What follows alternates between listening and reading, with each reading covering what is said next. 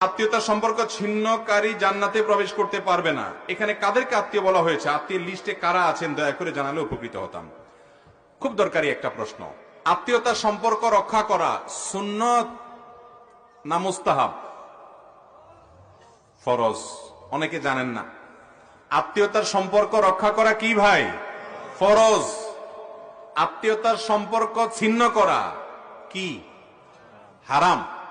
আত্মীয়তার সম্পর্ক ছিন্ন করা কি?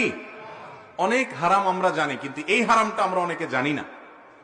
আত্মীয়র সাথে আপনি চিরতরের সম্পর্ক ছিন্ন করে ফেলছেন, কোনো যোগাযোগ নাই, একদম সম্পর্ক কাট করে ফেলছেন, আপনি হারামে লিপ্ত আছেন।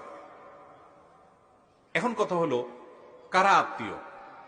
এর উত্তর হলো, যে আত্মীয়ের সাথে সম্পর্ক রক্ষা করা ফরজ, সম্পর্ক ছিন্ন করা হারাম, তারা হলো রক্ত সম্পর্কীয় আত্মীয়। যাদের সাথে আপনার ব্লাডের সম্পর্ক আছে, রক্ত সম্পর্ক আছে, এই আত্মীয়ের মধ্যে এক নম্বরে চলে আসে বাপ এবং সন্তান, মা, বাপ মা এবং সন্তান। কারণ বাপ মার সাথে সন্তানের সম্পর্ক একেবারে সরাসরি রক্তের।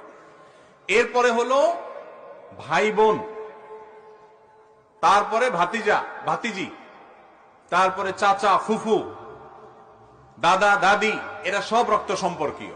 তারপরে মায়ের দিককার মা, খালা মামু, তারাও